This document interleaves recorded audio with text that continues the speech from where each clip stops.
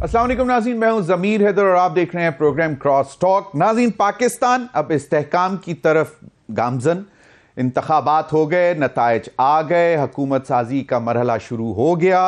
अब अदम इस्तेहकाम और इंतशार, मेरा ख्याल में इनको अब हमको खुदा हाफिज कहना चाहिए। और जो भी फितना परस्ती थी कि जी लग रहा था कि कोई कहीं ना कहीं पे कोई फितना फैलाने की कोशिश की जा रही है, उसके भी अब स्याह बादल जो हैं वो छट गए हैं और ये एक नई सुबह की उम्मीद के साथ अब नई हुकूमत आ रही है और हमारी दुआएं हैं कि अल्लाह करे इनको कामयाब हो। और उसकी बड़ी वजह यह है कि पाकिस्तान पीपल्स पार्टी और मुस्लिम लीग नून के दरमियान मुआहदा तय पा गया है। पावर शेयरिंग का पीपल्स पार्टी वजारतों का हिस्सा नहीं बनेगी, सूबों में गवर्नरशिप लेगी, केपी में गवर्नर लेंगे, पंजाब में गवर्नरशिप लेंगे और चेयरमैन सेनेट का ओहदा लेंगे। नेशनल असेंबली के स्पीकर से वो दस्तबरदार हो गई है पाकिस्तान पीपल्स पार्टी। एमक्यूएम और पाकिस्तान मुस्लिम लीग नून के मामलात अभी चल रहे हैं। उनका ख्याल है कि गवर्नर सिंध जो है वो उन्हीं के पास रहना चाहिए और उन्होंने 4 या 5 वजारतें भी मांग ली हैं। बलूचिस्तान में भी कुछ मामलात चल रहे हैं, पीएमएलएन के और जो उनके अलाइड साथी थे मुस्लिम लीग नून के, उनका ये ख्याल है कि जी वजारत आला जो है बलूचिस्तान की वो पीपल्स पार्टी को नहीं देनी चाहिए, वो मुस्लिम लीग नून को रखनी चाहिए। प्रॉब्लम्स हैं, अभी चल रही हैं, लेकिन इन्हीं तमाम मामलात पर बात करेंगे। और प्रोग्राम के पहले हिस्से में हमारे साथ हैं सैयद नवीद कमर साहब, सीनियर रहनुमा पाकिस्तान पीपल्स पार्टी। बहुत बहुत शुक्रिया सैयद नवीद कमर शाह साहब, आप माशाल्लाह सेंट्रल लीडर हैं पाकिस्तान पीपल्स पार्टी के। शाह जी, एक तो पहले बात ये बताएं कि मियां शहबाज शरीफ साहब तो आपको बहुत मिस करेंगे कैबिनेट में, क्योंकि जब पीडीएम की हुकूमत रुखसत हो रही थी तो उन्होंने पीपल्स पार्टी की लीडरशिप से कहा था कि मुझे नवीद कमर दे दें। तो अब क्या तवक्को करें कि आप दोबारा, या बिल्कुल अब ये डिसाइडेड है कि अगले 5 साल जो है पाकिस्तान पीपल्स पार्टी काबीना का हिस्सा नहीं होगी? बिस्मिल्लाहिर्रहमानिर्रहीम। देखिए, पीपल्स पार्टी ने सोच समझ के ये फैसला किया है कि इस बारी पीएमएलएन को हुकूमत बनानी है तो उनको पूरा मैंडेट दिया जाए, वो अपनी पॉलिसीज लेकर आए, अपनी टीम लेकर आए और उसको इम्प्लीमेंट करें। ऐसे ही स्टार्ट हो रहा है एंड आई होप कि ये इस सारे हाउस को भी इस तरह से चला सकें। So that is definitely a current decision. और जैसे ही हुकूमत साजिश शुरू होगी तो पीएमएलएन की ही या उनके और जिस पार्टनर को वो मिलाना चाहें, इंक्लूडिंग एमक्यूएम वगैरह, तो उनके साथ मिलके वो कैबिनेट बनाएंगे। नवीद कमर साहब, एक पीएमएलएन के कुछ लोगों में थोड़ी सी तशवीश पाई जाती है। वो समझते हैं कि शायद इसमें कोई hidden agenda kind of a thing और probably very smart move by Pakistan Peoples Party कि जी हम हुकूमत बनाने में मदद करेंगे, चलाने में भी मदद करेंगे, लेकिन हुकूमत का हिस्सा नहीं होंगे। तो वो उनको उनके अंदर थोड़ी सी तशवीश पाई जाती है। तो वो गलत है या नहीं? मेरा ख्याल है कि ये खामखा के मफरूजे हैं। जाहिर है गोइंग इन उनको कॉन्फिडेंस होना चाहिए अपनी पॉलिसीज पे भी, अपनी टीम पे भी। अभी उनके पास फ्लेक्सिबिलिटी है, पूरा कैनवस है खेलने का, तो उसके मुताबिक वो अपनी पॉलिसीज बनाए। हाँ, हालात इतने आसान नहीं है। एक बहुत बड़ी ऑपोजिशन होगी, बहुत बड़ा इकोनॉमिक चैलेंज है, IMF प्रोग्राम जो है वो रिनिगोशिएट होना है और टफ कंडीशंस आएंगी, ये सबको पता है। लेकिन मेरा ख्याल है कि ये शहबाज शरीफ साहब की और उनकी टीम की कैपेसिटी पे है कि वो इस चीज़ को कैसे आगे लेके बढ़ते हैं। जितनी कंसेंसस बिल्डिंग करेंगे, नॉट जस्ट के उन लोगों के साथ जो उनके लिए वोट कर रहे हैं, लेकिन उन लोगों के साथ भी जो उनके लिए वोट नहीं कर रहे, ताकि ये पूरा मामला चलता रहे। जाहिर है कि टफ इकोनॉमिक डिसीजंस भी करने होंगे और कोई जो है वो कड़वी गोली खाना नहीं चाहता, लेकिन अगर पेशेंट को की जिंदगी बचाने के लिए खानी पड़े तो खाते हैं ना। सही। तो इट इज क्योंकि हाउस भी स्पीकर भी पीएमएलएन का होगा, प्राइम मिनिस्टर भी पीएमएलएन का होगा, तो हाउस को चलाना भी जो है बड़े पेशेंस के साथ करना होगा। नवीद कमर साहब, डिप्टी स्पीकर के लिए कोई डिसाइड हुआ कि वो पीपल्स पार्टी को मिलेगा या नहीं मिलेगा? डिप्टी स्पीकर है इसमें, पर तो पहले स्पीकर का हो जाए, वही क्रूशियल पोस्ट होती है, फिर डिप्टी स्पीकर वगैरह की भी इलेक्शन हो जाएंगे। तो would Pakistan Peoples Party would be vying for deputy speaker slot? जी, डिप्टी स्पीकर के लिए जाएंगे। We hope we are able to get that slot. तो उसके बाद ही वो म्यूचुअली होगा, लेकिन प्राइमरी रिस्पॉन्सिबिलिटी तो फिर भी स्पीकर के ऊपर आती है। बिल्कुल सही। बाकी चीजों की तरफ बाद में जाते हैं। अब एक चीज मुझे शाहजी बताएं कि अब एक पाकिस्तान में क्यों कहा यह जा रहा था कि इंतखाबात होंगे तो इस्तेहकाम आएगा, सियासी इस्तेहकाम आएगा तो फिर मौशी इस्तेहकाम आएगा। तो अब वो जो एक इंतशार और फितना परस्तों की जो चालें थी, अब वो अब ख़त्म होती नज़र आ रही हैं आपको कि अब एटलीस्ट कम अज़ कम एक क्रूशल टाइम है पाकिस्तान के लिए, जो आपको भी मालूम है, सबको मालूम है, ना सिर्फ इकोनॉमिक इशूज फ्रंट पर बहुत सारे इश्यूज हैं। तो उस पर आपको लगता है कि अब ये अब ख़त्म हो जाना चाहिए?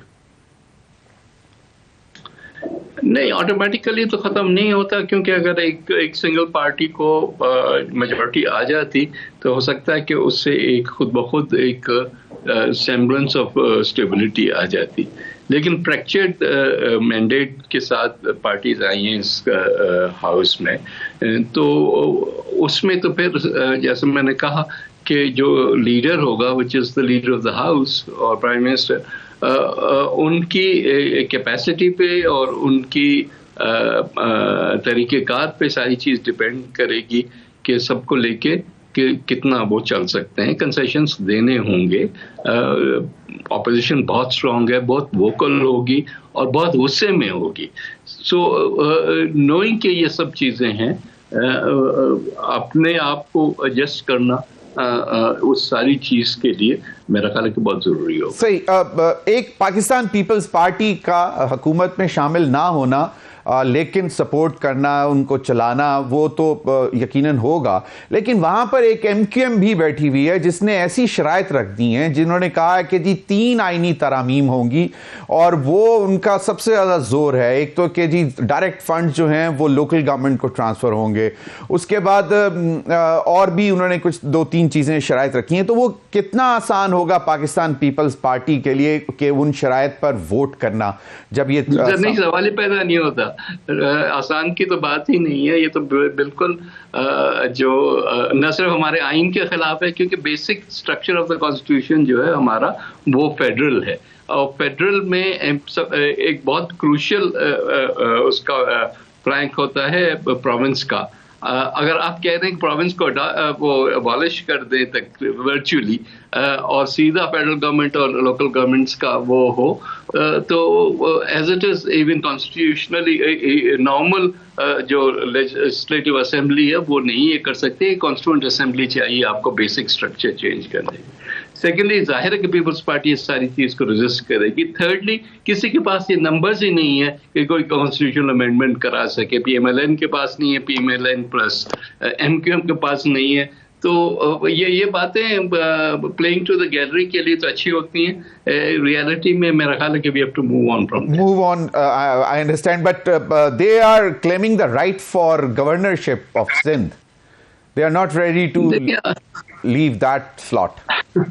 देखिए, अब जब अपॉइंटमेंट होती है तो क्या अगेन PMLN के लिए मुश्किल ज़रूर है कि बीच में होके डिफरेंट चीज़ें कल उन्होंने हमसे एग्री किया कि PMLN का गवर्नर होगा। So let's see how they handle it. अच्छा, सो दे हैव सेड कि जी PMLN का गवर्नर होगा सिंध में, पाकिस्तान पीपल्स पार्टी का गवर्नर होगा पंजाब में, और पाकिस्तान पीपल्स पार्टी पंजाब NKP, और फिर बलूचिस्तान का गवर्नर होगा PMLN का, और वजीर आला जो है बलूचिस्तान का वो पाकिस्तान पीपल्स पार्टी को होगा। Correct me if I am wrong. जी, that's correct. अच्छा, that's correct. Now moving on to Chairman Senate slot, हमें जराए से पता चला है कि PMLN अभी कमिटमेंट कोई नहीं देने को तैयार चेयरमैन सेनेट के हवाले से पीपल्स पार्टी को। नहीं, that's not correct. कल उनका सब पब्लिक के सामने भी अब तो अनाउंसमेंट्स हो चुकी हैं।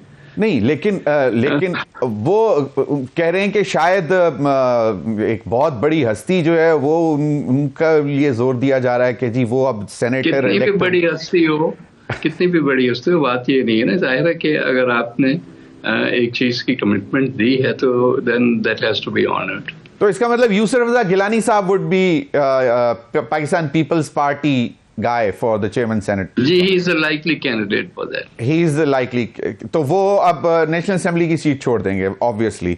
तो चलें, बिल्कुल सही। अब थोड़ा सा मामला इकोनॉमिक फ्रंट के ऊपर, अब मुझे नहीं मालूम कि उन्होंने आपके साथ पीपल्स पार्टी के साथ अपनी इकोनॉमिक टीम डिस्कस की है। Of course it's their own concern, लेकिन आप लोग जब उनको हुकूमत बनाने में मदद दे रहे हैं नवीद कमर साहब, तो अगर बहुत ज़्यादा मुश्किल हालात पैदा होते हैं तो आपकी तरफ भी तो आएंगी उंगलियां कि भाई आप लोग थे इनके साथ।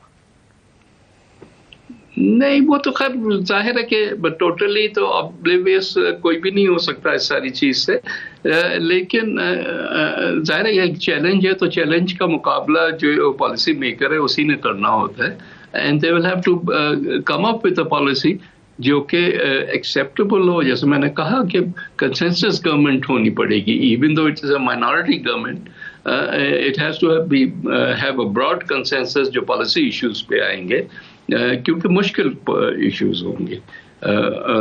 तो यस, उनको कंसल्टेशन करनी पड़ेगी, न सिर्फ हमारे साथ पर औरों के साथ भी। इस किस्म, लेकिन पीपल्स पार्टी इनपुट तो देती रहेगी ना, मतलब उनको राह तो दिखाती रहेगी। जी, बिल्कुल बिल्कुल देती रहेगी, बोथ इन पार्लियामेंट या outside of parliament. Peoples Party definitely अपना इनपुट देती रहेगी। वो तो it's up to the cabinet और पॉलिसी मेकर्स के उसको कितनी हद तक एक्सेप्ट करते हैं। सही। गवर्नर पंजाब के लिए नाम 2-3 नाम चल रहे थे, हमारे सामने आए। अगर पीपल्स पार्टी के होते हैं तो कमर ज़मान कायरा साहब और नदीम अब्दुल चंद साहब का भी नाम सुन रहे हैं, तो क्या लाइकली क्या डिस्कस हो रहा है कि कौन होंगे governor? What do you expect कि मेरे अभी तक क्योंकि इंटरनल डिस्कशन नहीं हुआ तो एनीबडी कुड बी नेम्ड, लेकिन अगर होता भी तो it's something for the leadership to announce, not for me to disclose. नहीं, I understand, but like you know, आप लीडरशिप के साथ डिस्कशन नहीं, मैं ये फिर आप अपने आपस में जो तजिया कर रहे हैं वो बैठ के करें ना, ये क्या हमसे क्या पूछते हैं कि नहीं, मैं तो इसलिए पूछ रहा था क्योंकि आप सारी क्रूशियल मीटिंग्स में you have been part of that, so probably नाम पॉप अप होते हैं ना। जी, लेकिन ये मीटिंग्स हैं to get the slots, not to then fill those slots with individuals. अच्छा, तो वैसे हॉट फेवरेट कौन है? किन के ऊपर बेट करें? नहीं, ये आई रियली डोंट। ओके। अच्छा, अब MQM क्योंकि probably they will be sitting in opposition in Sindh provincial assembly, इस पर क्या सूरत हाल बन रही है? और फिर यहाँ पे वो हुकूमत में होंगे, उनके पास कैबिनेट स्लॉट्स भी होंगी, और probably they would be asking a little more than they, you know, लग ऐसा रहा है। और वो शायद सिंध में भी आपके लिए थोड़ी सी मतलब हो कि जी PMLN का जब ब्रिज होगा तो उसके थ्रू आने की कोशिश करेंगे, तो उस सिचुएशन को कैसे हैंडल करें? वो उनके नंबर्स ही ऐसे नहीं है कि सिंध में उनका कोई वो बनता हो। वो तो एक दफा हमारे पास सिंपल मेजॉरिटी थी भी, इसके बावजूद हमने सिस्टम को चलाने के लिए जरूर ये कैबिनेट स्लॉट्स ऑफर किए थे। I don't know, that may still happen, लेकिन as a matter of right कुछ भी नहीं है। तो जब इतनी क्लियर कट ऑलमोस्ट 2/3 मेजॉरिटी है पीपल्स पार्टी के पास सिंध असेंबली में, तो उस पे डिमांड करना कि जी हमें दें या ना दें, I don't think it's fair. नहीं, of course not demand as demand, but like you know using PMLN's bridge के जी देखें, उनको कहें ना कि हमारे लिए ये कर दें, so you know नहीं, ऐसे तो नहीं होता। और अगर if at all उन्होंने बात भी करनी होगी तो पीपल्स पार्टी से डायरेक्टली करनी होगी ना। सही, not through PMLN। सही, बिल्कुल सही। अच्छा, अब PTI एक बहुत बड़ी ऑपोजिशन है, आसिफ अली जरदारी साहब ने जब ये सब प्लान हो रहा था बैठ के पब्लिकली बोला कि हम अभी भी दोबारा चाहते हैं मुफाहमत की सियासत और हम पीटीआई को भी उसमें वेलकम कर रहे हैं, शामिल करना चाह रहे हैं, तो कोई पेशरफ्त हुई है अभी तक? हम सिर्फ ये आप लोगों की तरफ से ही आवाज सुन रहे हैं। और दूसरी तरफ मुस्लिम आप लोगों के पीडीएम के हेड भी थे मौलाना फजल रहमान साहब, वो बहुत ज्यादा गुस्से में बैठे हुए, उनको कब मनाने के लिए जा रहे हैं Zardari sahab with his special political charm? देखिए, पहली चीज तो ये as far as PTI is concern, मेरा ख्याल है पीटीआई ने खुद वो दरवाजे बंद खुद किए हुए हैं और तकरीबन हर रोज अनाउंसमेंट आती थी बानी पीटीआई की तरफ से कि हम पीएमएल एमक्यूएम के साथ हरगिज बात नहीं करेंगे। तो वो उसके बाद तो वो उस सारी चीज को परसू करना इज नॉट वर्थ वाइल। अब गवर्नमेंट्स बन जाएं, उसके बाद पार्लियामेंट होती है, पार्लियामेंट के अपने डायनामिक्स होते हैं, उधर कौन किसके साथ किस चीज पे जो है कोलैबोरेट करता है, वो देखने की बात होती है। So we will see how that goes. Okay. तो मौलाना फजल, मेरा दूसरा सवाल था कि मौलाना फजल रहमान साहब I think government of the day का ये टास्क होता है, पॉलिटिकल पार्टीज का ऐसा सच नहीं होता कम से कम सपोर्ट लेने के लिए। बाकी जाहिर है पार्टीज एक दूसरे से बात करती है, यही पॉलिटिक्स है, यही उसूल होता है, the art of the possible. तो इस तरह से तो नहीं है। पर मौलाना साहब जाहिर है गुस्से में, कई लोग गुस्से में हैं इन सारे इलेक्शन से। मौलाना साहब इस दफा इतने गुस्से में चले गए कि उन्होंने कहा कि जरदारी साहब मुफाहमत का बादशाह नहीं, मुफादात का बादशाह है। मतलब इतना क्या हो गया? मतलब why he has been pushed to the बिल्कुल दीवार के साथ। ये तो इलेक्शन के रिजल्ट्स पे वो नाराज हैं, तो उसका हम क्या कर सकते हैं? कोई we were not in charge of holding the elections और इवन मैनेजिंग द इलेक्शंस। तो जो मैनेज कर रहे थे उनसे पूछे ना कि भाई आपने ये सब कुछ क्या किया, कैसे किया। और अगर जेन्युइनली उनको नई पीपल्स पार्टी के, तो वो खिलाफ लड़े हैं बिलावल साहब के खिलाफ दोनों सीटों पे। इट वाज मौलाना साहब जिनके कैंडिडेट्स खड़े थे और हारे। तो अब उसका गुस्सा भी निकालना कि जी मुझे क्यों हराया, तो ये तो अनफेयर बात है ना। वैसे तकरीबन सारी जमातों ने शोर मचाया कि जनाब हमारा मैंडेट चोरी हुआ। फिर एक कमिश्नर रावलपिंडी उठकर आ गए, उन्होंने भी एक बाकायदा बहुत सख्त किस्म की प्रेस कॉन्फ्रेंस की और कह दिया कि जनाब इस तरह ये 13 सीटें जो रावलपिंडी डिवीज़न की हैं, ये सारी की सारी जो हैं ये मैनेज्ड हैं, ये वो हार चुके हुए थे। इस सारे सिनारियों में पीपल्स पार्टी ने एज सच उस तरह, यकीनन उनके भी कंसर्न्स हैं, लेकिन उन्होंने उस तरह मतलब नहीं कहा जिस तरह दीगर जमातें कह रही हैं कि जी हमारा तो मैंडेट ही चोरी हो गया। देखिए, अब कुछ पार्टीज ऐसी हैं जिन्होंने कभी वो सीटें नहीं जीती और आज शोर मचा रहे हैं कि हम क्यों इतनी सीटें नहीं मिली। तो ये तो फेयर बात नहीं है। बाकी this was not the cleanness of elections. जाहिर है कि कई ऐसी जगहें हैं जहां पे लोगों को जेन्युइन कंसर्न्स हैं कि ये कैसे हुआ कि ये सीट हमसे चली गई। इस तरह के रिजल्ट जब आते हैं तो जरूर क्वेश्चन आता है कि भाई ये कैसे हुआ, और उसमें फिर कई नाम आ रहे हैं, कई इश्यूज आ रहे हैं कि जी फला सीटें जो हैं वो ऐसे खैरात में दी गई हैं और एक्चुअली ये रिजल्ट नहीं है।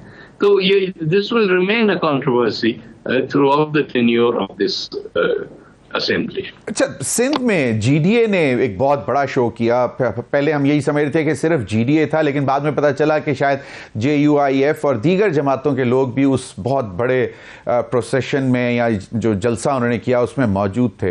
ये फिर ठट्टा में बिलावल साहब ने उसका जवाब भी दिया, लेकिन वहां पे क्या हुआ? जीडीए एक अच्छी मतलब पॉलिटिकल फोर्स तो, लेकिन पहले जो जीडीए के पहला इवेंट जो जीडीए ने किया हैदराबाद में, वो पीर साहब पगारा साहब के प्राइमरी जो मुरीद थे उनका शो था, जो कि पहले भी वो हैदराबाद में दिखा चुके हैं, not from Hyderabad itself, from surrounding area. लेकिन उसी जीडीए ने जब दोबारा मोरो में ये करने की कोशिश की तो it was a flop show. तो बात सारी है कि एक दफा लोगों को जमा करके आप इवन छोटी पार्टियां जिनकी कोई स्ट्रेंथ वैसे आपको नजर नहीं आती, वो भी आपको सड़कों पे अपने सारे सपोर्टर्स जमा करके दिखा सकते हैं। लेकिन at the end of the day it has to be translated ना इनटू वोट्स, इनटू इलेक्शन, वो सारी चीज होती है।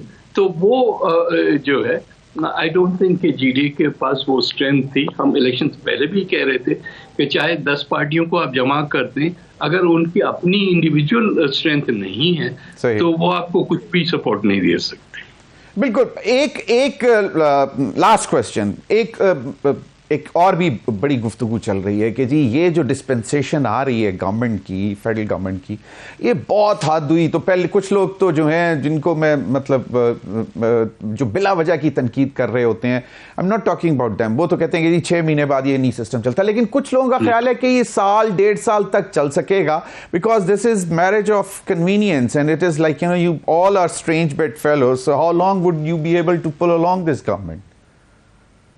देखिए, स्पेकुलेट तो मैं नहीं कर सकता, लेकिन इसका जवाब मैं एक हद तक पहले दे चुका हूं कि ये जो लीडर होगा टीम का, प्राइमरीली द प्राइम मिनिस्टर, वो किस तरह से इस सारे सिस्टम को चलाने की कोशिश करते हैं, और फिर हाउस के हिसाब से द स्पीकर, क्योंकि उन्होंने फिर सारी पार्टियों को भी लेके चलना है। अगर तो वो उस स्पिरिट के साथ चले तो मेरा ख्याल है कि इस असेंबली की भी लाइफ होगी, क्योंकि it's not easy to dislodge जैसे पहले होता था। अब 18th अमेंडमेंट के बाद असेंबली अमूमन आपने देखा है 2 से 5 साल कंप्लीट कर रही है। लेकिन अगर अंदर से कोलैप्स हो गई पार्लियामेंट तो फिर अर्ली इलेक्शंस हो सकते हैं। सही। बिलावल साहब की कौन सी कोई है ऐसी शराइत जो नहीं मानी, इनकार कर दिया गया? नहीं, वो तो जाहिर है नेगोशिएटिंग टेबल पे चीजें आती हैं ना। हमने कुछ चीजें मांगी, for example speaker national assembly, उन्होंने मना कर दिया कि हम नहीं देंगे, हम आपको चेयरमैन सेनेट दे देंगे, लेकिन वो नहीं देंगे। तो ऐसे तो होता है, there is always give and take, that's what politics is all about. नहीं, सो हम कोई शिकवा तो नहीं सुन रहे होंगे 6 months डाउन द रोड कि जी ये देखें हमने कहा था। तो शिकवा तो आएगा पॉलिसीज पे, नॉट ऑन कोई बंदरबांट पे नहीं शिकवा होगा। शिकवा ये होगा कि अगर ऐसी चीजें पुश थ्रू करने की कोशिश की जो कि हमारे मंशूर के खिलाफ हैं, तो जाहिर हम उसको रेजिस्ट करेंगे। नॉट जस्ट मंशूर इन टर्म्स ऑफ क्या what we can do positively, but things जो अभी फॉर एग्जांपल अगर प्रोविंशियल ऑटोनॉमी पे या ऐसे चीजों पे अटैक्स हुए, सही, तो फिर तो गवर्नमेंट को नहीं सपोर्ट मिलेगी। सही। बहुत बहुत शुक्रिया सैयद नवीद कमर साहब आपके वक्त का। नाज़रीन, वक्त हुआ एक ब्रेक का, हमारे साथ रहिए।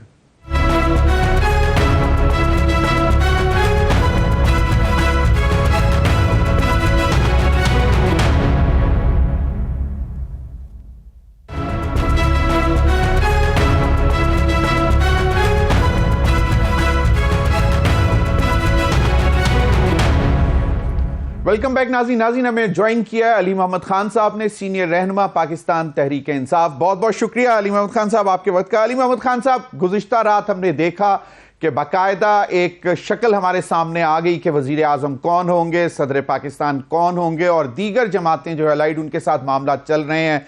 Of course distribution of ministries भी होगी, और लेकिन पाकिस्तान पीपल्स पार्टी ने वाज़ेह तौर पर कह दिया है कि वो हुकूमत का हिस्सा नहीं होंगे, लेकिन हुकूमत चलाने और बनाने में वो हिस्सा रख रहे हैं। अली मोहम्मद खान साहब, पाकिस्तान तहरीक इंसाफ, आपकी एक बहुत बड़ी तादाद आएगी ऑपोजिशन लेकर पार्लियामेंट में, तो आप उसको अब कैसे चलाएंगे? क्या हुकूमत की रहनुमाई करेंगे, मुस्बत तनकीद रखेंगे, उनको अवामी मसाइल हल करने की तरफ लाएंगे? तो ये एक यकीनन, क्योंकि इतनी बड़ी ऑपोजिशन और पार्लियामान में ऑपोजिशन का बड़ा अहम किरदार होता है। बहुत शुक्रिया। बिस्मिल्लाह रहमान रहीम। अल्लाहुम्मा सल्लि व सल्लिम व बारिक अला सय्यिदिना मोहम्मद व अला आलि मोहम्मद। सबसे पहले तो जो वज़ीर आज़म का इंतखाब है उसमें अभी काफी दिन है, तो थोड़ा हम जल्दी नहीं कर रहे। I think we should not jump to conclusions. सही, ठीक है। दूसरा ये है कि जो हमारा ओरिजिनल मैंडेट है, तो ये क्या ज्यादती नहीं है कि कौम ने वोट इमरान खान साहब को, तहरीक इंसाफ को डाला है, और कौम पे वही टोला फिर मुस्तरद किया जा रहा है जिन्हें 18 महीने में इस मुल्क का दिवालिया निकाला और कौम की उम्मीदों का जनाजा निकाल दिया। बल्कि कल रात तो जब बैठे हुए थे शहबाज साहब और जरदारी साहब और साथ में बिलावल साहब सारे बड़े उदास थे। ऐसे लग रहा था जैसे कोई जबरदस्ती किसी ने वहां पे बैठा दिया है। तो कौम की उम्मीदों का जनाजा तो उन्होंने रात निकाल दिया है, क्योंकि कौम ने वोट किसी और को दिया है, इनको नहीं दिया। इनको मुसल्लत किया जा रहा है, कौम के साथ ज्यादती है। जो 18 महीने पहले फेल हो चुके हैं उनको दोबारा मुसल्लत किया जा रहा है। कौम की उम्मीदों पे डाका है।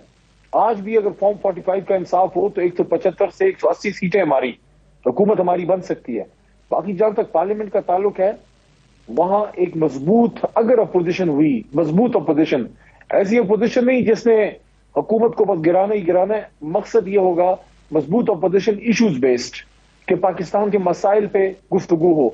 और अगर हम हुकूमत में हो तो मेरी तवक्को होगी कि उस वक्त की अपोजिशन मस्बत अपोजिशन करे। मस्बत से मतलब ये नहीं है कि आप वॉक ओवर दे हुकूमत को, नहीं, हमें कोई जात के लिए सपोर्ट नहीं चाहिए होगी, लेकिन अपोजिशन को किरदार वो अदा करना चाहिए जिससे कौम का फायदा हो।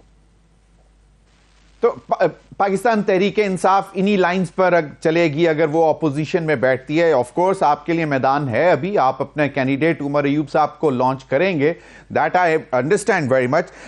लेकिन अगर अपोजिशन में बैठते हैं तो आप मुस्बत सोच के साथ बैठेंगे। This is what I understood from your conversation. Pakistan को बेहतर करने की सोच के साथ बैठेंगे, चाहे अपोजिशन में हो चाहे हुकूमत में। सही, बिल्कुल सही। अब एक और चीज मैं सुन रहा था कि आप लोगों का भी जो एक इशू है वो है रिजर्व सीट्स का।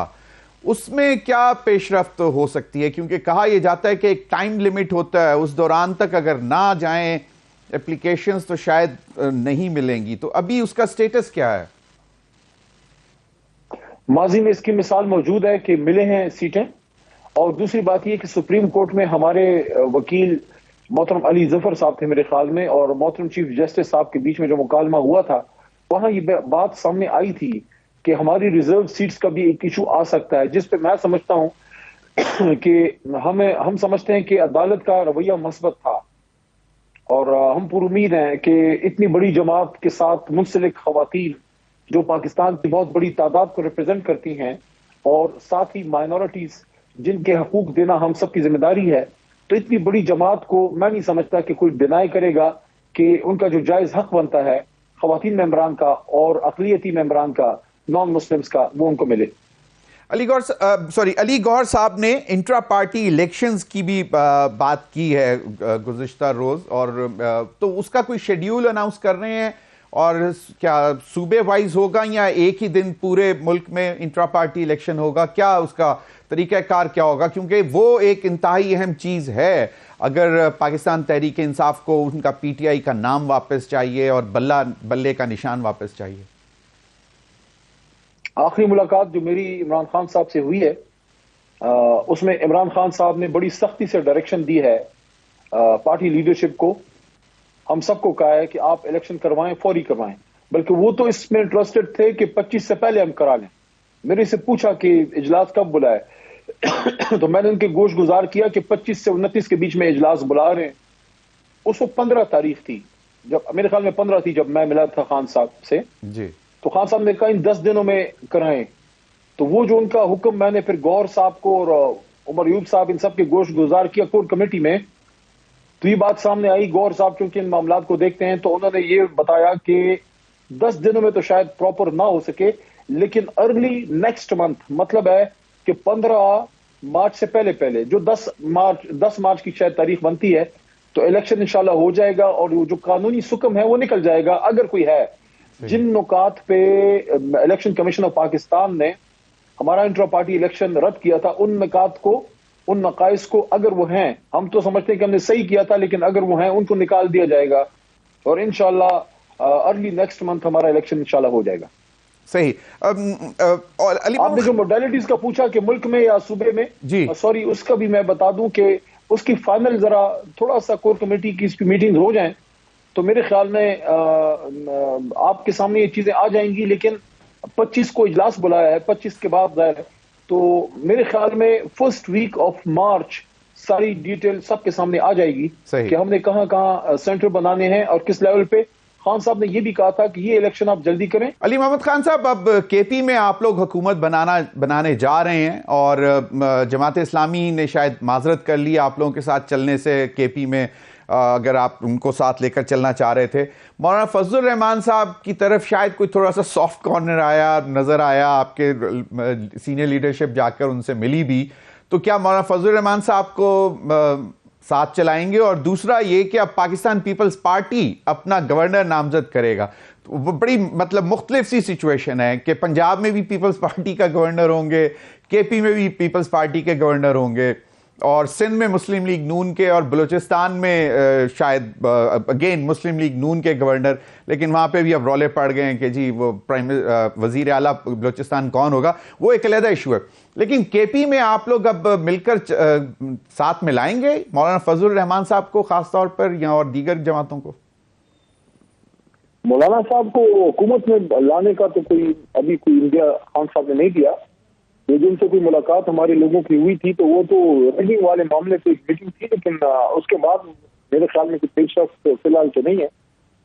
हम अपने स्ट्रेंथ पे पख्तूनख्वा में हुकूमत बना सकते हैं, लेकिन चाहेंगे कि अगर वहाँ की कोई जमातें ऐसी हैं जो इमरान खान साहब के विजन पे पाकिस्तान को मदीना की रियासत की तर्ज पे, जो एक इस्लामी फलाही रियासत, एक आइडियल रियासत, एक बेहतरीन प्रोग्रेसिव रियासत हम बनाना चाहते हैं जहाँ हर किसी को अपना हक मिले, रूल ऑफ लॉ।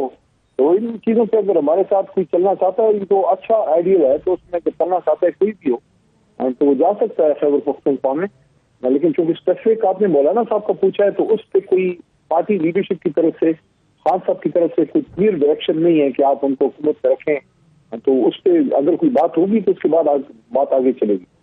सही। अब आज मरियम नवाज साहिबा ने अपना विजन बताया और उन्होंने कहा कि जी पंजाब का मतलब लाहौर को छोड़कर पूरे पंजाब का जो दीगर हैं वो सत्यानाश हुआ है, हर जगह गंदगी है, सड़कें टूटी हुई हैं, और उन्होंने कहा कि जो उनके चचा ने कुछ बेहतर किया था उसको दोबारा ठीक नहीं किया।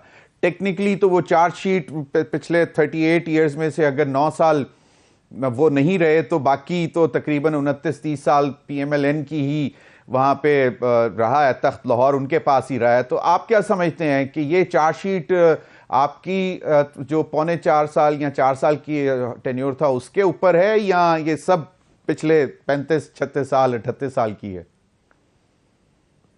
मुंह में सोने का मवाला लेके पैदा होने वाले और महलों में रहने वालों का क्या विजन होगा? विजन पूछना है तो उससे पूछें जिन्होंने गलियों में मारें खाई हैं, जिन्होंने गुर्बत में सांस ली है, जिन्होंने पसीने की खुशबू में पड़ा है, जिन्होंने रात के अंधेरे में स्ट्रीट लाइट्स के नीचे पड़ा है, उन मजदूरों से, उन किसानों से पूछें क्या विजन, कौन सा विजन? 85 से ये लोग हुकूमत के इख्तिदार में बैठे हैं। क्या जनाब साहब ने कायद-ए-आज़म ये मुल्क 2-3 खानदानों के लिए बनाया था? और अभी भी मैंडेट पाकिस्तान तहरीक इंसाफ का है, वोट तो अवाम ने हमें डाला है।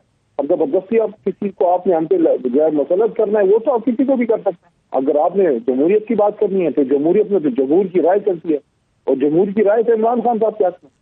बाकी इन लोगों का विजन यही है जो हमारा एक शख्स अपना वफादारी चेंज करके इनके साथ तस्वीर बना के खड़ा था, यही इनका विजन है कि इख्तिदार की खातिर by hook or by crook go to power politics, get into government में व्हाटएवर बी द कॉस्ट। अगर आपका नजरिया भी जाता है तो जाता रहे।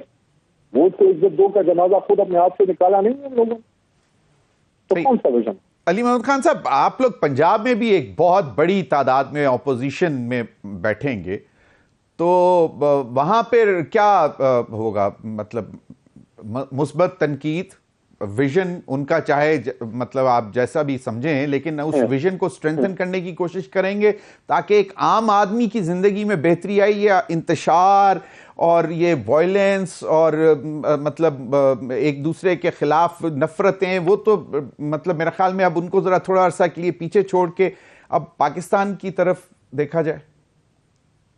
देखिए विजन का आप बार बार विजन की बात कर रहे हैं, उनका तो विजन तो मुझे नहीं पता, टेलीस्कोपिक विजन इनका जरूर है। जिसके सिरे पे भी शरीफ खानदान है और उसके आखिरी सिरे पे भी शरीफ खानदान है, 25 करोड़ अवाम बीच में कहीं गायब हो जाती है। आपने पूछा हम लोग क्या करेंगे? हम अवाम के मफाद में अपना किरदार अदा करेंगे। पहले कोशिश तो हमारी यही थी कि हुकूमत बनाए, लेकिन अगर अपोजिशन में भी है तो अपोजिशन बड़ा अपोजिशन नहीं होगी, इश्यूज बेस्ड अपोजिशन मैं चाहूंगा कि हम लोग करें पंजाब में भी, मरकज में भी, अगर अपोजिशन में अगर आते हैं, मैं अब भी ये कहता हूँ कि वोट हमारा है, मैंडेट हमारा है, फॉर्म 45 का अगर इंसाफ हो तो राइट हमारा है कि हम हुकूमत बनाएं। लेकिन अगर बिलफर्ज महाल अपोजिशन में है तो आपने अपोजिशन ऐसी करनी है जिसमें इश्यूज पे अवाम के मफाद में आप भरपूर किरदार अदा करें। सही। अली मोहम्मद खान साहब, एक तो ये कि अब सदारती आपके, हमें मालूम है कि वजारत उज़्मा के उम्मीदवार उमर अयूब खान साहब होंगे। सदारत के इंतखाबात के लिए, सदर पाकिस्तान के इंतखाबात के लिए आपका कैंडिडेट फाइनल हो गया या अभी करना है? हाँ साहब, करेंगे। अभी इस पर कोई बात उस तरफ से आई नहीं है, तो मेरे पास अभी इस पर इंफॉर्मेशन नहीं। अच्छा, अभी इंफॉर्मेशन नहीं है, लेकिन आप लोग कंटेस्ट करेंगे हर पोस्ट पे, हर स्लॉट के लिए, स्पीकर के लिए? सबसे बड़ी जमात है। सही, सबसे बड़ी जमात है अल्लाह के करम से। तो हमारा तो देखें हमारा तो हरीफ बदल रहा है। सही। तो तरीके से हर जगह है। कराची में एमक्यूएम से मुकाबला है, सिंध में पीपल पार्टी से है, पंजाब में नून से है, पश्तूनख्वा में एएनपी और मौलाना से है। तो एक पार्टी हर जगह है, बाकी जो है मुकाबले के जो पहलवान है वो बदल रहे। It's one against all. It's one against all. लगा लें कि कौन किसके साथ करिए। सही। तो बलूचिस्तान में भी चलें, वो तो एक मामला चल ही रहे हैं। अब एक जो आम तासुर ये है कि शायद एक मुस्बत अपोजिशन आप लोग उस वक्त भी कर सकते थे जब वोट ऑफ नो कॉन्फिडेंस के जरिए आप लोगों की हुकूमत ख़त्म की गई थी।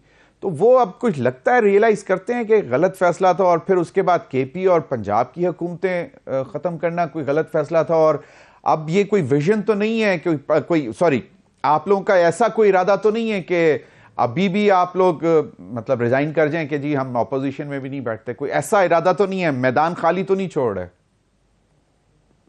बात का जो आपने हवाला दिया तो बहुत पीछे रह गया, पुलों के नीचे से बहुत सा पानी बह गया। लेकिन मौजूदा अगर आप बात करें तो बिल्कुल इस पे यूनानिमिटी है कि सिस्टम में अपना भरपूर किरदार अदा करें, चाहे हुकूमत में हो, अपोजिशन में हो। रेजिग्नेशन और जो है बाइकआउट करना पार्लियामेंट का, मेरे ख्याल में उस चीज से अब आगे पार्टी गई है। तो रेजिग्नेशन वैसे भी मसाइल का हल नहीं है, मुकाबला करना चाहिए। आखिरी बात अगर अली मोहम्मद खड़ा ना होता तो हमारा ओपिनियन, हमारा व्यू पॉइंट ही उधर ना आता, शायद पाकिस्तान की सियासत का रुख कुछ और होता। आज आखिरी बात जब इमरान खान साहब का एक वर्कर ही हूँ मैं कोई लीडर तो नहीं हूँ, तो एक व्यू आ गया, एक विजन आ गई इमरान खान साहब की पॉइंट ऑफ व्यू आ गया उस रात, और उसके अगले दिन दुनिया निकल आई और उसके बाद तहरीक खड़ी होगी दोबारा से। तो हम अपना किरदार अदा करेंगे, मैदान खाली नहीं छोड़ेंगे। मैदान खाली नहीं छोड़ेंगे। आपने कहा कि अब तो बहुत सा पानी पुलों के नीचे से बह गया, लेकिन एक होता है ना कि शायद मतलब कोई रिग्रेट कि यार अगर ये ना करते ऐसे हो जाता या ऐसे हो जाता, फिर शायद 9 मई भी ना होता। मैं उस पॉइंट ऑफ व्यू से बात कर रहा हूँ।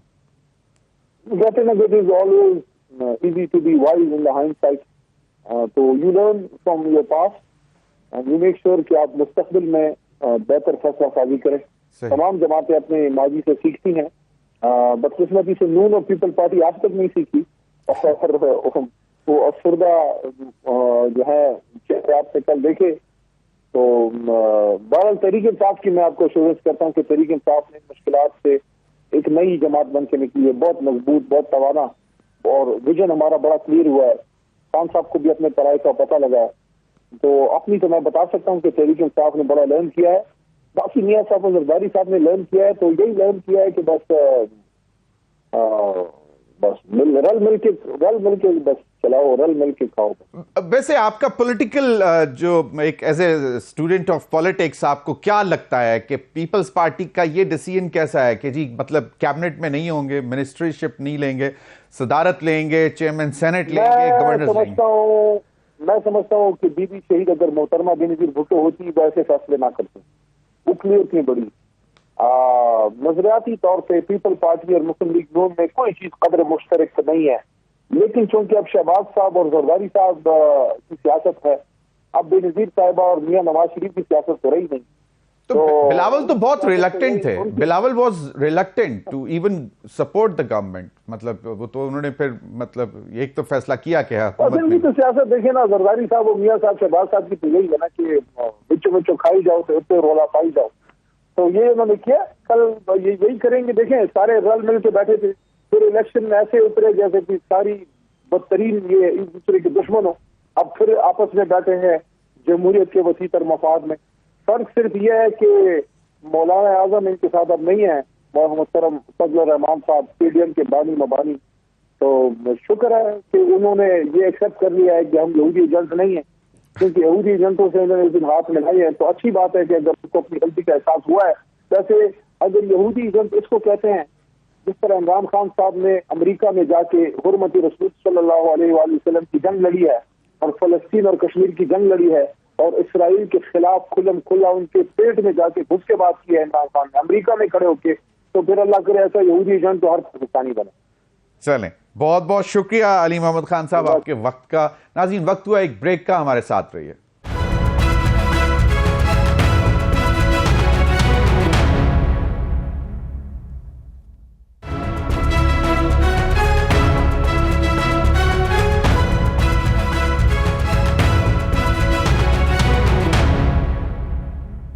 वेलकम बैक नाज़रीन, हमें ज्वाइन किया है डॉक्टर अरशद वोरा साहब ने, सीनियर रहनुमा MQM पाकिस्तान। बहुत बहुत शुक्रिया डॉक्टर साहब आपके वक्त का।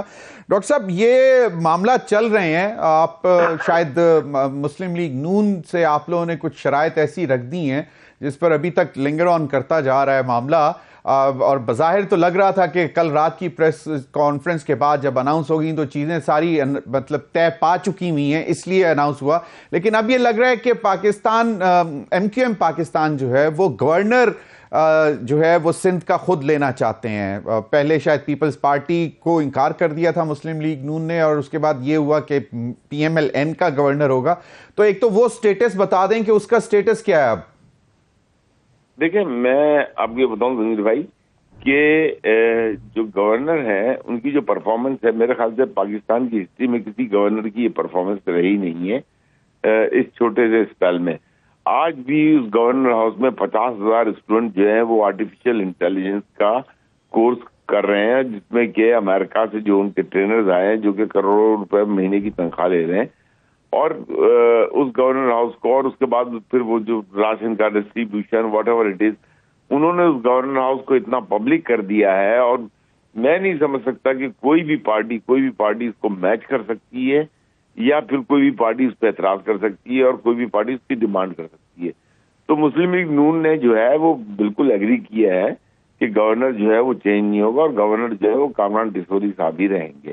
तो ये तो एक चीज तय हो गई। अच्छा, तय हो गया बात है आप बिल्कुल ये तयशुदा है, इस पे कोई कंप्रोमाइज नहीं है। अच्छा, अभी जो आपने मुझे बात बताई कि तकरीबन पता नहीं कितने हजार स्टूडेंट्स जो है वो आर्टिफिशियल इंटेलिजेंस, तो ये दावे तो हमने किसी और के सुने थे कि ये गवर्नर हाउस को हम यूनिवर्सिटीज बनाएंगे और कॉलेजेस बनाएंगे, लेकिन आपके कामरान टिसोरी साहब ने तो इसको मतलब फिजिकली कन्वर्ट कर दिया। मैं यही तो कह रहा हूं कि कोई भी मिसाल नहीं दे सकती, कोई पार्टी मिसाल नहीं दे सकती। पिछले 70 सालों में कोई गवर्नर जो है वो इस तरह की डिलीवरेंस का लेवल लेकर नहीं तो अब MQM पाकिस्तान की तरफ से कामरान टिसोरी साहब ही रहेंगे गवर्नर, यानी कि आपकी डिमांड यही है? बिल्कुल, मुस्तफा भाई ने बड़ा क्लियरली मैसेज दे दिया है कि हमारी तरफ से कामरान टिसोरी गवर्नर है, और आई एम श्योर इंशाल्लाह ताला ही विल कंटिन्यू। ओके, सही। और वजारतों के मामला तय हो गए या वो भी अभी लिंगर ऑन? देखिए, वजारतें जो है ना, वजारतों से ज्यादा इम्पोर्टेंट जो है वो हमारा वो 3 नुकाती एजेंडा जो है वो कॉन्स्टिट्यूशनल जो अमेंडमेंट है 3, वो ज्यादा इम्पोर्टेंट है हमारे लिए। वजारतें हमारे लिए इम्पोर्टेंट नहीं है इतनी, ठीक है, मिल जाए, नहीं मिले, लेकिन हमारे लिए वो 3 कॉन्स्टिट्यूशनल अमेंडमेंट ज्यादा इम्पोर्टेंट है, जिसमें कि वसाइल को निचली सतह तक जो है वो डिस्ट्रीब्यूट करना, और वो जो है वफाक में ही करना है। अब जिस तरीके से देखें, आप सबके इल्म में है कि पिछले 15 सालों में पाकिस्तान पीपल्स पार्टी को 22,000 अरब रुपए मिले, और उसका हमें जो है ना प्रॉपर डिस्ट्रीब्यूशन, फाइनेंशियल डिस्ट्रीब्यूशन हमें नजर नहीं आया। हम ये चाहते हैं कि यूसी की सतह तक फाइनेंशियल डिस्ट्रीब्यूशन हो, यूसी की सतह तक जो यूसी का चेयरमैन है। आप चाहते हैं कि एनएफसी से डायरेक्ट जो है वो लोकल गवर्नमेंट को पैसा जाए, यही है ना मुतालबा? बिल्कुल, लेकिन पीपल्स पार्टी इस चीज को क्वेश्चन कर चुकी हुई है। आज ही मेरे प्रोग्राम में सैयद नवीद कमर साहब मौजूद थे और उन्होंने कहा कि ये पीपल्स पार्टी को काबिल कबूल नहीं होगा, और दूसरा ये कि ये आइन के भी खिलाफ है और आइन में तरमीम लाने के लिए 2/3 मेजॉरिटी चाहिए, जो कि अभी किसी के पास नहीं है। तो एक तो ये कि पीपल्स पार्टी पहले मुखालफत कर रही है और दूसरा फिर तादाद। जमीर भाई देखिए, अगर पाकिस्तान पीपल्स पार्टी चाहती है कि इख्तियारात को निचली सतह तक मुंतकिल किया जाए, तो फिर पाकिस्तान पीपल्स पार्टी को चाहिए कि फिर वो ये कॉन्स्टिट्यूशनल अमेंडमेंट्स पे एग्री करे, एक्सेप्ट करे और इसमें हमारा साथ दे। इससे एमकेएम का तो कोई फायदा नहीं है, इससे तो पाकिस्तान की आवाम का फायदा है, इससे तो कराची से लेकर कश्मीर तक के लोगों का फायदा है। इसमें हमारा पर्सनल, हमारा जाती क्या है इसमें? अरशद वोरा भाई मुझे ये बताएं कि इसलिए कोई टाइम फ्रेम दिया है कि बस जिस तरह ही हुकूमत शुरू होगी तो हमें इतने अरसे में ये चीजें आईनी तरामीम लानी है? अब ये तो नहीं हो सकता कि 5 साल इंतजार करते रहें कि जी चौथे साल होगी या तीसरे साल। कोई टाइम फ्रेम है इसका? एग्जैक्टली हमने तो इमीडिएटली इस बिल को लॉन्च कर देना है, हमने इस बिल को जो है ना सबमिट कर देना है और ये बिल ऑन द फ्लोर होगा। और वहां पे सिंसियरिटी, जो लोग अवाम की बातें करते हैं, जो लोग इख्तियार को निचली सतह तक मुंतकिल करने की बातें करते हैं, जो लोग कहते हैं कि अवाम बाइख्तियार हो, तो वो फिर सबकी खुले ही खुल के सामने आ जाएगी कि कौन जो है वो ये चाहता है कि अवाम बाइख्तियार हो और इख्तियार को निचली सतह तक मुंतकिल किया जाए।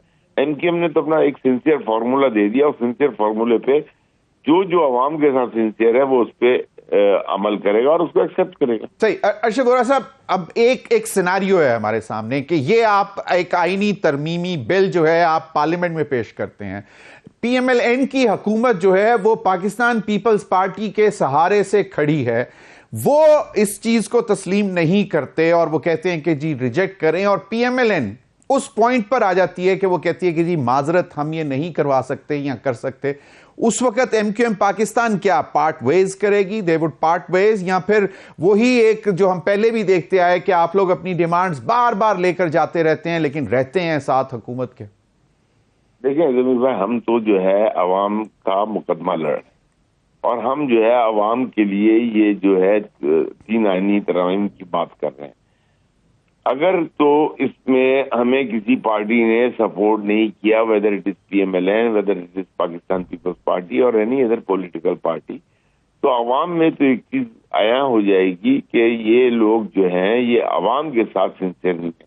ये हमने अपना जाती कोई बिल तो नहीं पेश नहीं, लेकिन फिर एमक्यूएम की क्या हिकमत अमली क्या होगी? मतलब क्या वो रहेंगे, सहारा दिए रखेंगे हुकूमत भाई? नहीं, देखें उस वक्त के हिसाब से MQM will definitely have to think it over और एमक्यूएम को सोचना पड़ेगा कि हमें आइंदा की लायामल क्या तय करना है, क्योंकि जो बात हमने अपने मैनिफेस्टो में कही है, मुस्लिम लीग नून ने वही बात इन 3 आईनी नकात पर, तरामीम पर मुस्लिम लीग नून ने भी अपने मैनिफेस्टो में पेश की है। तो क्या मुस्लिम लीग नून भी अपने मैनिफेस्टो को इम्प्लीमेंट करने से नाकाम हो जाएगी?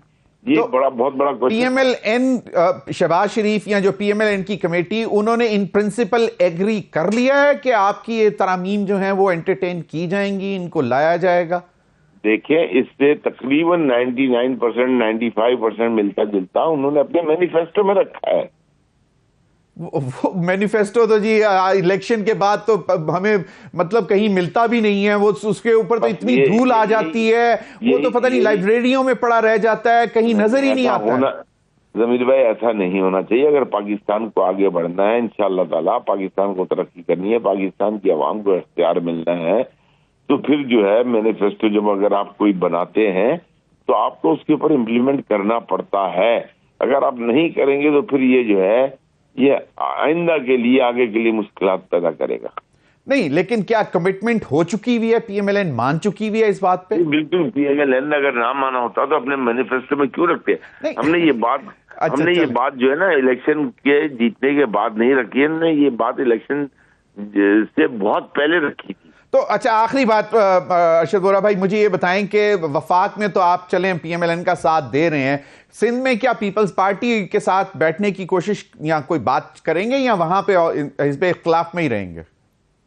देखिए, हमारा सिंध में जो ना, हमारा सिंध में सबसे बड़ा बेसिक इख्तिलाफ जो है पीपल्स पार्टी की मेजर पॉलिसीज के साथ है, रहा है और हमेशा रहेगा। जब तक पाकिस्तान पीपल्स पार्टी हमारे इन 3 निकात को हमें सपोर्ट कर देगी। देखिए, आज तो हमारी हुकूमत नहीं है ना बल्दियाती हुकूमत तो पीपल्स पार्टी की है ना। तो हम तो ये कह रहे हैं पीपल्स पार्टी की अपनी बल्दियाती हुकूमत को इख्तियार दे दो, पीपल्स पार्टी के अपने यूनियन काउंसिल के चेयरमैन को इख्तियार दे दो। हम अपने लिए तो इख्तियार नहीं मांग रहे ना। तो ये हम जो चीजें भी बात कर रहे हैं, जो भी हम बात कर रहे हैं, जो भी हम चाह रहे हैं कि ये बातें मान ली जाए, ये बातें हम इसलिए मनवाना चाह रहे हैं कि इससे आवाम का फायदा है। I understand. बहुत बहुत शुक्रिया डॉक्टर अरशद वोरा साहब, सीनियर रहनुमा MQM पाकिस्तान। नाज़रीन, अब तक के लिए इतना ही, इजाजत दीजिए। अल्लाह हाफिज।